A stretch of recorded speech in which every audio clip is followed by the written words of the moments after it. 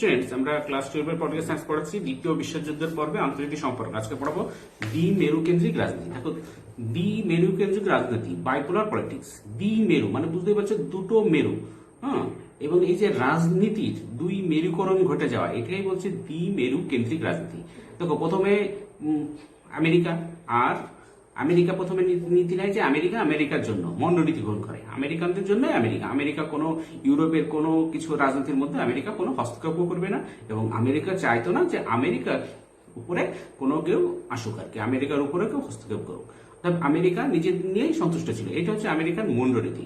কিন্তু দ্বিতীয় বিশ্বযুদ্ধের পরে ক্ষমতার একটা বিন্যাসটা অভূতপূর্বভাবে চেঞ্জ হয়ে যায়। কিরকম চেঞ্জ? বিশ্ব রাজনীতিতে প্রবলভাবে প্রভাবশালী রাষ্ট্র হিসেবে মার্কিন যুক্তরাষ্ট্র আবির্ভাব করে। কারণ দ্বিতীয় বিশ্বযুদ্ধে কি হয়, মার্কিন যুক্তরাষ্ট্র শেষ দিকে যুদ্ধে নামে কিন্তু, এবং ফ্রান্স, ইংল্যান্ড এদের কিন্তু ব্যাপক ক্ষয়ক্ষতি হয়, কিন্তু মার্কিন যুক্তরাষ্ট্র সেইভাবে কিন্তু ক্ষয়ক্ষতি হয় না। মার্কিন যুক্তরাষ্ট্র কি হয়, এই যে পারমাণবিক শক্তিধর হয়ে নিজেকে প্রতিষ্ঠাতা করতে পারে, এবং তখন কি হয়, পুরো আলাদা রকম একটা চেঞ্জ হয়ে যায়, বিশ্ব রাজনীতি একটা পরিবর্তন হয়ে যায়। তখনও কিন্তু সোভিয়েত ইউনিয়নেরও কিন্তু পারমাণবিক শক্তি তখনও তৈরি হয়নি। এরপরে নতুন সোভিয়েত ইউনিয়ন মানে সমাজতান্ত্রিক রাষ্ট্র, আর আমেরিকা হচ্ছে ধনতান্ত্রিক রাষ্ট্র। এই ধনতান্ত্রিক রাষ্ট্র ধনতান্ত্রিক রাষ্ট্রের মধ্যে যে অবিশ্বাসের বাতাবরণ, সেইটা হচ্ছে দ্বি মেরু কেন্দ্রিক রাজনীতির মূল বিষয়বস্তু। এবং কখনোই ধনতান্ত্রিক রাষ্ট্র এবং আমেরিকা এবং তার সহযোগী রাষ্ট্ররা সোভিয়েত ইউনিয়নকে পছন্দ করতো না। সেই জন্য পৃথিবীতে একটু ভাগ হয়ে গেছিল।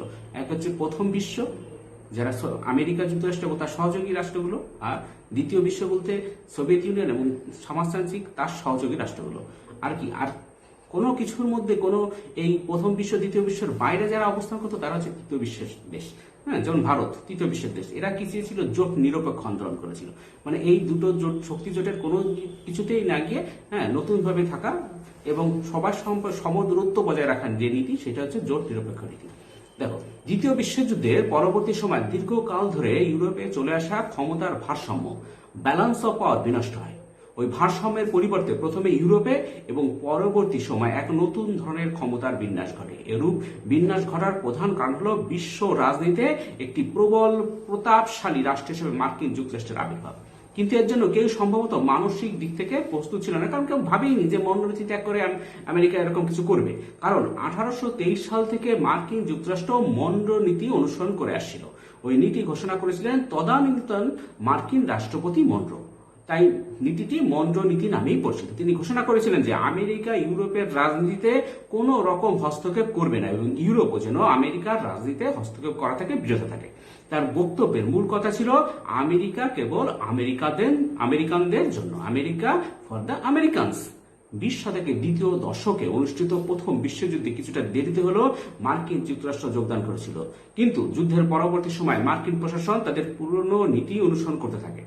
দ্বিতীয় বিশ্বযুদ্ধে অনেক পরে যোগদানকারী মার্কিন যুক্তরাষ্ট্র যুদ্ধ শেষ হওয়ার পর একই নীতি গ্রহণ করবে বলে সবাই ধারণা ছিল। যে প্রথম বিশ্বযুদ্ধের শেষের দিকে ওরা যোগদান করেছিল, কিন্তু যুদ্ধ শেষ ওরা কিন্তু আবার ওদের পুরনো নীতিতে চলে গেল। কিন্তু দ্বিতীয় বিশ্বযুদ্ধ শেষে যোগদান করেছে, যুদ্ধ শেষে আবার ওদের পুরনো নীতিতে যাবে, কিন্তু এক্ষেত্রে কিন্তু তারা তা করলো না। কিন্তু আণবিক শক্তির অধিকারে মার্কিন যুক্তরাষ্ট্র সেই পথে অগ্রসর হওয়ার পরিবর্তে বিশ্ব রাজনীতির অঙ্গনে একটি মহাশক্তিধর রাষ্ট্র হিসেবে আবির্ভূত হয়, এবং তার প্রধান উদ্দেশ্য হয়ে দাঁড়ায় সমগ্র বিশ্বে কমিউনিজমের অগ্রগতি রোধ করা। অন্যভাবে বলা যায়, মার্কিন যুক্তরাষ্ট্র মনে করেছিল যে তদানীন্তন বিশ্বের একমাত্র শক্তিশালী সমাজতান্ত্রিক দেশ অর্থাৎ সোভিয়েত ইউনিয়ন থেকে সমাজতন্ত্রকে সমূলে উৎপাদন করতে পারলে পূর্ব ইউরোপের সমাজতান্ত্রিক দেশগুলি তাদের তাসের ঘরের মধ্যে ভেঙে পড়বে।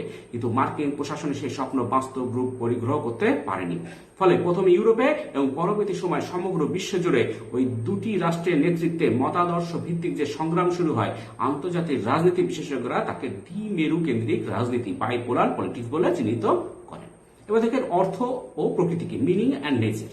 দ্বি মেরু কেন্দ্রিকতা, বাইপোলারিজম বলতে দ্বিতীয় বিশ্বযুদ্ধোত্তর বিশ্বের এমন একটি অবস্থা বা পরিস্থিতিকে বোঝায় যেখানে মতাদর্শের ভিত্তিতে রাজনৈতিক, অর্থনৈতিক ও সামরিক ক্ষেত্রে প্রাধান্য বিস্তারের জন্য মার্কিন যুক্তরাষ্ট্র এবং সোভিয়েত ইউনিয়নের নেতৃত্বে যথাক্রমে পুঁজিবাদী ও সমাজতান্ত্রিক রাষ্ট্রগুলি পরস্পর বিরোধী দুটি শিবিরে বিভক্ত হয়ে পড়ে। ওই দুটি শিবিরের মধ্যে প্রবল প্রোগ্রামশালী মার্কিন যুক্তরাষ্ট্রের নেতৃত্বে গঠিত পুঁজিবাদী জোটটি প্রথমে ইউরোপে এবং পরবর্তী সময় সমগ্র বিশ্বে সোভিয়েত ইউনিয়ন তথা সমাজতান্ত্রিক শিবিরের অগ্রগমন প্রতিরোধ করার উদ্দেশ্যে গঠিত হয়েছিল।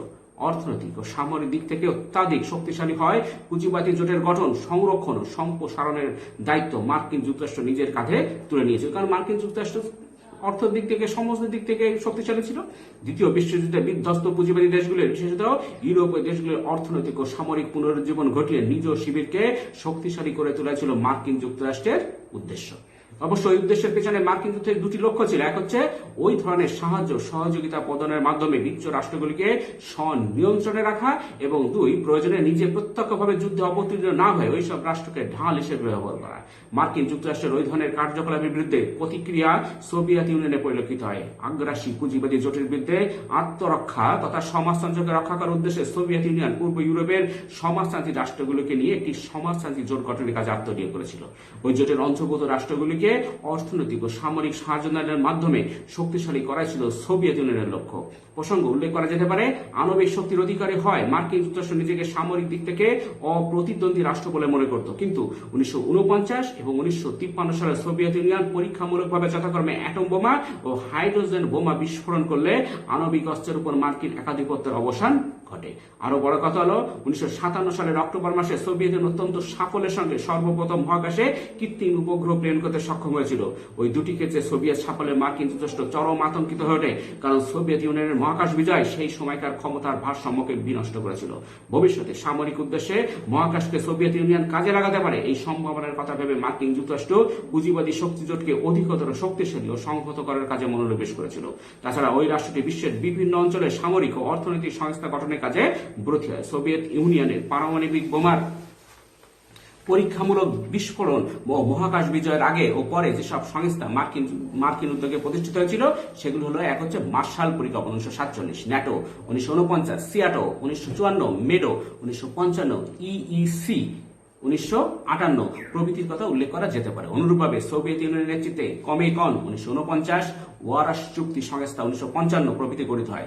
লক্ষণীয় বিষয় হলো, সোভিয়েত ইউনিয়ন অপেক্ষা মার্কিন যুক্তরাষ্ট্র অনেক বেশি অর্থনৈতিক ও সামরিক সংস্থা গঠন করেছিল। ওইসব সংস্থার মধ্যে সামরিক সংস্থার সংখ্যা ছিল বেশি, কিন্তু সোভিয়েত ইউনিয়নের ক্ষেত্রে কথা আদৌ প্রযোজ্য নয়।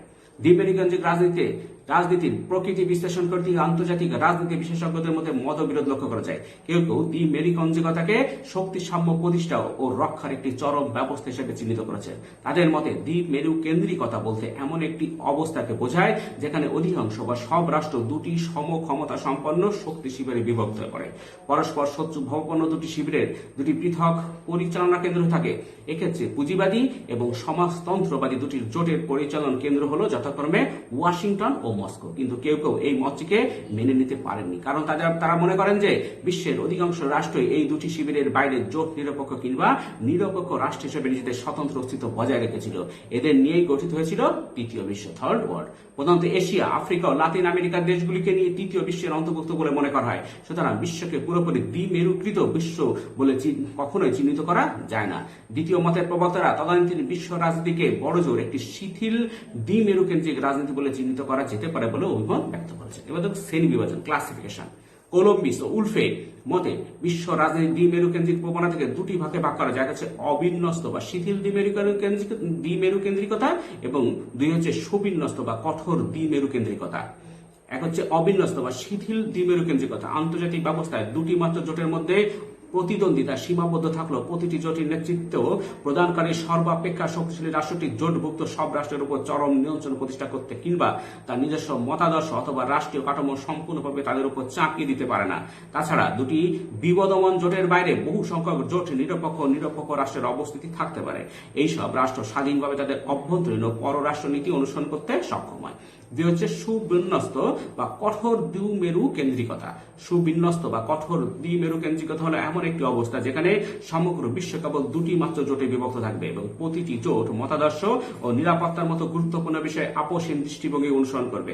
প্রতিটি জোটের সদস্য রাষ্ট্রগুলির উপর নেতৃত্ব দানকারী রাষ্ট্রটির চরম নিয়ন্ত্রণ প্রতিষ্ঠিত হবে। তাছাড়া জোটের বাইরে জোট নিরপেক্ষ বা নিরপেক্ষ কোনো রাষ্ট্রের অস্তিত্ব থাকবে না। বলপূর্বক বা ভীতি প্রদর্শনের মাধ্যমে এরূপ রাষ্ট্রকে যে কোনো একটি জোটের সদস্য হতে বাধ্য করা হবে। প্রকৃতি, নেচার। দ্বিতীয় বিশ্বযুদ্ধের পরবর্তী সময় যে দ্বিমেরুকেন্দ্রিকতা উৎপত্তি ও বিকাশ ঘটেছিল তা ছিল অবিন্যস্ত বা শিথিল দ্বিমেরুকেন্দ্রিকতা। কারণ সবাই কিন্তু এই দুই মেরুতে ছিল না, তাদের বাইরেও ছিল তৃতীয় বিশ্বের দেশগুলো। বিশেষ করে আমাদের দেশে জওহরলাল নেহরু এই বিষয়ে খুব অগ্রণী ভূমিকা নিয়েছিলেন। কারণ তদানীন্তন সময়কার শক্তিশালী মার্কিন যুক্তরাষ্ট্র সোভিয়েত ইউনিয়নের নেতৃত্বে যথাক্রমে বুর্জুয়া ও সমাজতান্ত্রিক দুটি জোট গঠিত হলো কোন জোটের অন্তর্ভুক্ত সদস্যের উপর সংশ্লিষ্ট জোটের নেতৃত্ব দানকারী রাষ্ট্রটি নিরঙ্কুশ একাধিপত্য স্থাপিত হয়নি। এমনকি বুর্জুয়া জোটটি আণবিক শক্তিধর রাষ্ট্র মার্কিন যুক্তরাষ্ট্রের উদ্যোগে গঠিত এবং পরিচালিত হলো ওই জোটের সব সদস্য রাষ্ট্রের উপর নিরঙ্কুশ মার্কিন কর্তৃত্ব নিয়ন্ত্রণ প্রতিষ্ঠিত হয়নি। উদাহরণ হিসেবে 50 দশকে ফ্রান্স ও পশ্চিম জার্মানির কথা উল্লেখ করা যেতে পারে। ওই দুটি রাষ্ট্র মার্কিন সাথে অতি দ্রুত অর্থনৈতিক দিক থেকে উন্নতি লাভ করায় তাদের মার্কিন নির্ভরতা বহুল অংশে হ্রাস পায়। এর ফলে তারা মার্কিন জোটের শরিক হিসেবে থাকলেও নানা বিষয়ে মার্কিন যুক্তরাষ্ট্রের সঙ্গে তাদের মতবিরোধ দেখা দেয়। ফরাসি রাষ্ট্রপতি দ্য গল দ্বিতীয় বিশ্বযুদ্ধে ফ্রান্সের পরাজয়কারী মুছে ফেলে তার হৃত মর্যাদা পুনরুদ্ধারের কাজে আত্মনিয়োগ করলে মার্কিন যুক্তরাষ্ট্র মন থেকে তা মেনে নিতে পারেনি। একই কথা পশ্চিম জার্মানির ক্ষেত্রে প্রযোজ্য। আবার ব্রিটেন ও ফ্রান্স পশ্চিমী জোটের বিশেষত জোট নেতা মার্কিন যুক্তরাষ্ট্রের অনুমতি ছাড়াই 1956 সালে মিশরকে আক্রমণ করেছিল। ওই কাজের জন্য ব্রিটেন ও ফ্রান্সকে পশ্চিমী জোট থেকে বহিষ্কার করার স্পর্ধা দেখাতে পারেনি মার্কিন যুক্তরাষ্ট্র। এমনকি দ্য গল ন্যাটোর নেতৃত্ব নিয়ে কার্যত মার্কিন যুক্তরাষ্ট্রের সঙ্গে প্রতিদ্বন্দ্বিতায় অবতীর্ণ হয়েছিলেন। বিস্ময় ব্যাপার হল মার্কিন জোটভুক্ত ক্ষুদ্র রাষ্ট্রগুলিও মার্কিন নিয়ন্ত্রণকে উপেক্ষা করার স্পর্ধা দেখিয়েছিল। উদাহরণ হিসেবে বলা যায় যে ইরাক 1955 সালে গঠিত মেরুর অন্যতম সদস্য হিসেবে যোগদান করলো, পরবর্তী সময় ওই সংস্থা থেকে বেরিয়ে যায়। অনুরূপভাবে 1966 সালে পাকিস্তান সিয়াটোর সদস্যপদ পরিত্যাগ করেছিল। অনুরূপ চিত্র পরিলক্ষিত হয় সমাজতান্ত্রিক জোটের মধ্যে। ওই জোটের সদস্য হলো হাঙ্গেরি, পোল্যান্ড, চেকোস্লোভাকিয়া ও রুমানিয়ায় জাতীয়তাবাদী চিন্তা ভাবনার পুনরাবির্ভাব ঘটে, মানে পুনরাবির্ভাব। ওই সময় দেশের কার্যকলাপ পূর্ব ইউরোপের উপর সোভিয়েত নিয়ন্ত্রণকে অনেকটা হ্রাস করে দিয়েছিল। আবার 1956 সাল থেকে মস্কো ও বেইজিং এর মধ্যে মতাদর্শগত যে বিরোধ শুরু হয়েছিল, পরবর্তী সময় তার তীব্রতা বৃদ্ধি পেলে সোভিয়েত ইউনিয়নের নেতৃত্ব প্রদানকারী ভূমিকা বড় ধরনের চ্যালেঞ্জের মুখে পড়েছিল। কেউ কেউ মনে করেন যে সমাজতান্ত্রিক শিবিরের নেতৃত্ব নিয়েই শুরু হয়েছিল চীন সোভিয়েত বিরোধ। অবিন্যস্ত বা শিথিল দ্বিমেরুকেন্দ্রিকতা থাকার ফলে তদানীন্তন রাষ্ট্রগুলির একটি বড় অংশ জোট নিরপেক্ষতার অর্থাৎ কোন জোটেই যোগদান না করে স্বাধীনভাবে চলার নীতি অনুসরণ করেছিল। প্রধানত এশিয়া, আফ্রিকা, লাতিন আমেরিকার দেশগুলি ওই নীতি অনুসরণ করার ফলে জোট নিরপেক্ষ আন্দোলন শুরু হয়েছিল। দ্বিমেরুকেন্দ্রিকতাকে কার্যত চ্যালেঞ্জ করে ওই আন্দোলনের উৎপত্তি ও বিকাশ করেছিল। লক্ষণীয় বিষয় হলো যুগোস্লাভিয়া একটি সমাজতান্ত্রিক দেশ হলো, সেখানকার রাষ্ট্রপ্রধান মার্শাল টিটো ছিলেন জোট নিরপেক্ষ আন্দোলনের অন্যতম প্রতিষ্ঠাতা। আবার সুইজারল্যান্ড যেমন কোন জোটে যোগদান করেনি, তেমনি তার জোট নিরপেক্ষ আন্দোলনেও যোগ দেয়নি। ওই দেশটি নিরপেক্ষতা ও নীতি অনুসরণ করে চলেছে। সুতরাং বলা যেতে পারে দ্বিতীয় বিশ্বযুদ্ধের পরবর্তী সময়কার দ্বিমেরুকেন্দ্রিকতা আদৌ সুবিন্যস্ত বা কঠোর দ্বিমেরুকেন্দ্রিকতা ছিল না, সেটিকে অবিন্যস্ত বা শিথিল দ্বিমেরুকেন্দ্রিকতা বলেই চিহ্নিত করাই সবচেয়ে। কারণ কঠোর হলে তো সমস্ত কঠোর দ্বিমেরুকেন্দ্রিকতা বলতে বিশ্ব দুটো মেরুতে ভাগ হবে, একটা হচ্ছে আমেরিকার দলে থাকবে, একটা সোভিয়েত ইউনিয়নের দলে থাকবে, এবং আমেরিকার নেতৃত্ব প্রতিষ্ঠা হবে এবং সোভিয়েত ইউনিয়নের নেতৃত্ব। কিন্তু এরকম কখনোই হয়নি। আমেরিকান পুরোপুরি নেতৃত্ব তাদের নেতৃত্ব জোটের পক্ষেও কেউ মেনে নেয়নি। আবার সোভিয়েত ইউনিয়নের পুরোপুরি জোট নেতৃত্ব যে ছিল সেটাও বলা যাবে না। অর্থাৎ দ্বিমেরুকেন্দ্রিকতাকে এককভাবে যে সেটা বিন্যস্ত ছিল এরকম বলা যাবে না, সেটা শিথিল ছিল, অবিন্যস্ত ছিল। দ্বিমেরুকেন্দ্রিকতা থেকে এক মেরুকেন্দ্রিকতা দেখো, ফ্রম বাইপোলারিটি টু ইউনিপোলারিটি। পূর্বোক্ত আলোচনা থেকে একথা স্পষ্ট হয় প্রতীয়মান হয় যে দ্বিতীয় বিশ্বযুদ্ধের পরবর্তী সময় কোন সময় সুবিন্যস্ত বা কঠোর দ্বিমেরুকেন্দ্রিকতার অবস্থিতি লক্ষ্য করা যায়নি। তার পরিবর্তে অবিন্যস্ত বা শিথিল দ্বিমেরুকেন্দ্রিকতা প্রতিষ্ঠিত হয়েছিল। তবে এই কথা সত্য যে ওই ধরনের দ্বিমেরুকেন্দ্রিকতা সমগ্র বিশ্বকে ঠান্ডা লড়াইয়ের ঘূর্ণিপাকে ঠেলে দিয়েছিল। কিন্তু 20 শতকের 60-এর দশক থেকে শুরু হওয়া দেতাদের রাজনীতি সাময়িকভাবে হলো বিশ্বকে শান্তির পথ দেখাতে পেরেছিল। দেতা হচ্ছে অবিশ্বাসের বাতাবরণ থেকে একটু সরে আসা আর কি। বলা বলো দুটি মহাশক্তিধর রাষ্ট্র ছাড়াও চীন, ব্রিটেন, ফ্রান্স প্রভৃতি রাষ্ট্র পারমাণবিক শক্তির অধিকারী হওয়ার ফলে পারমাণবিক নিবৃত্তিকরণ সম্ভব হয়েছিল। মহাশক্তিধর মার্কিন যুক্তরাষ্ট্রের পক্ষ ভিয়েতনামের যুদ্ধের মতো আর একটি যুদ্ধে অবতীর্ণ হওয়া কার্যত অসম্ভব হয়ে দাঁড়িয়েছিল। আবার যেসব বৃহৎ মাঝারি শক্তি পূর্বোক্ত দুটি জোটের যে কোনো একটি শরিক হওয়া সত্ত্বেও অন্য জোটভুক্ত রাষ্ট্রগুলির সঙ্গেও আদান প্রদানের সম্পর্ক গড়ে তুলতে শুরু করেছিল। 70 দশকের নানা ইস্যুকে কেন্দ্র করে পুনরায় মার্কিন যুক্তরাষ্ট্র তার জোটকে সক্রিয় করতে চাইলেও ওই জোটের শরিকরা অসামরিক স্বার্থ ছাড়া অন্য কোনো স্বার্থে যুদ্ধ পরিস্থিতি তৈরি করতে আগ্রহী ছিল না। সর্বোপরি সোভিয়েত ইউনিয়নে ব্রেজনেভের সময় থেকে শুরু করে মুক্ত পরিবেশ সৃষ্টির যে প্রচেষ্টা শুরু হয় তার ফলে সমাজতান্ত্রিক শিবিরের অস্তিত্ব নিয়েই প্রশ্ন দেখা দেয়।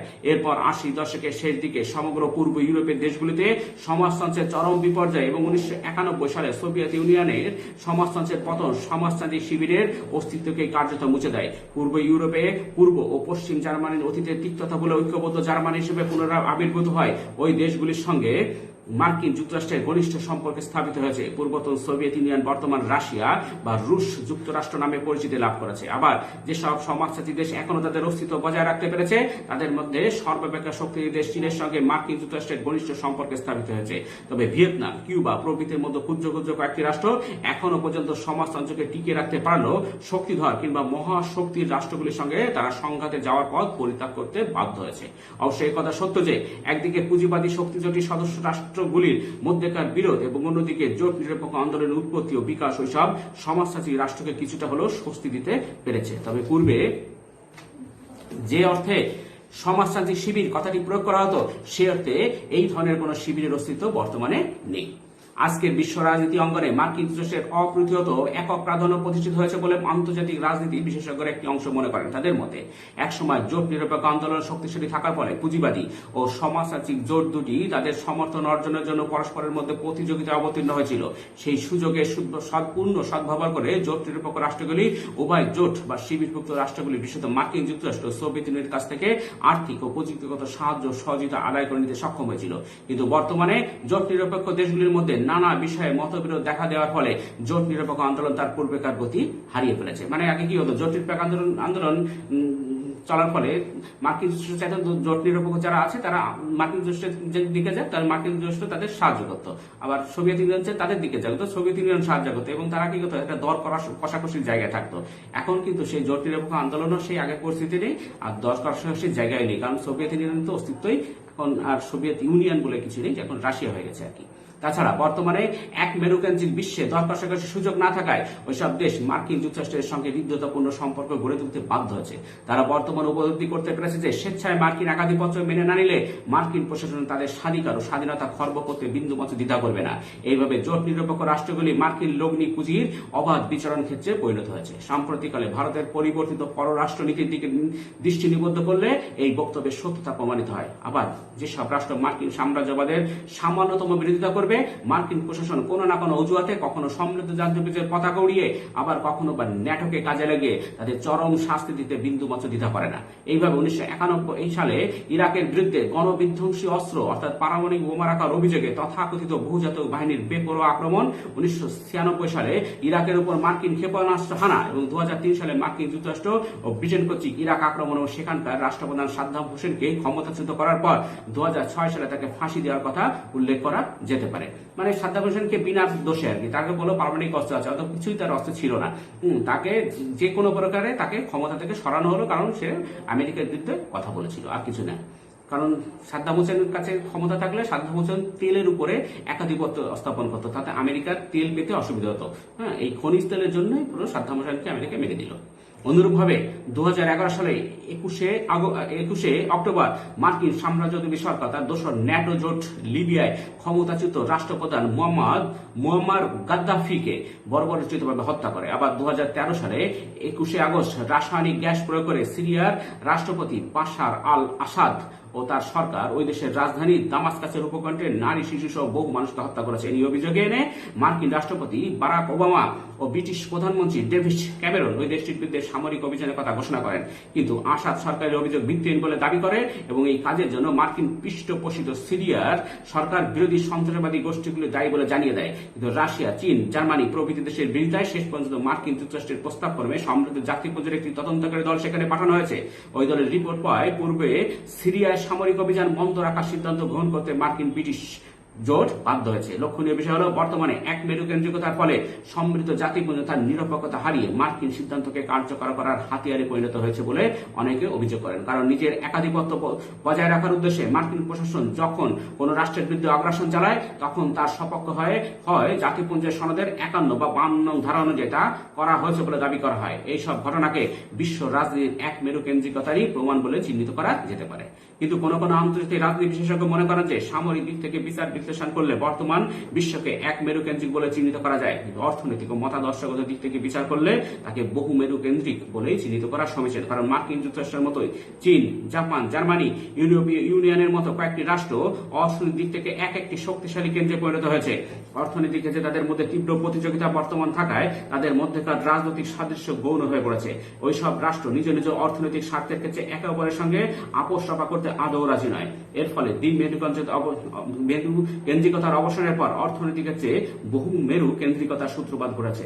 আবার মতাদর্শগত ক্ষেত্রে পূর্বেকার মতোই বহু মেরু কেন্দ্রিকতা থেকেই গেছে। চীন ও কিউবা এখন বিশ্ব সমাজতন্ত্রের কেন্দ্রবিন্দুতে রয়েছে এবং ভিয়েতনাম, বলিভিয়া, উত্তর কোরিয়ার মতো দেশগুলি এখনো সমাজতান্ত্রিক শিবিরে অন্তর্ভুক্ত রয়েছে। সোভিয়েত ইউনিয়ন সহ পূর্ব ইউরোপের দেশগুলিতে সমাজতান্ত্রিক রাষ্ট্র ব্যবস্থার পতন ঘটল, সমাজতন্ত্রের পতন আদ্যাবধি ঘটেনি। তাই এশিয়া, আফ্রিকা ও দক্ষিণ আমেরিকার সাম্রাজ্যবাদ ও নয়া উপনিবেশবাদ বিরোধী দেশগুলি ক্রমশ সমাজতান্ত্রিক নীতি গ্রহণ করতে শুরু করেছে। তাছাড়া Britain, France, Germany, Japan, Russia, এমনকি মার্কিন যুক্তরাষ্ট্র সহ বিশ্বের বিভিন্ন দেশের কমিউনিস্ট পার্টিগুলি তাদের কার্যকলাপের পরিধি সম্প্রসারিত করতে সক্ষম হয়েছে। সুতরাং বলা যেতে পারে যে অমিত শক্তির অধিকারী মার্কিন যুক্তরাষ্ট্র আপাত দৃষ্টিতে এক মেরুকেন্দ্রিক বিশ্বের অধীশ্বর হয়ে উঠেছে বলে মনে হলেও বাস্তবে সমগ্র বিশ্ব বহু মেরুকেন্দ্রিকতার দিকে ধীরে ধীরে এগিয়ে চলেছে। স্টুডেন্টস, আজকে এই পর্যন্তই।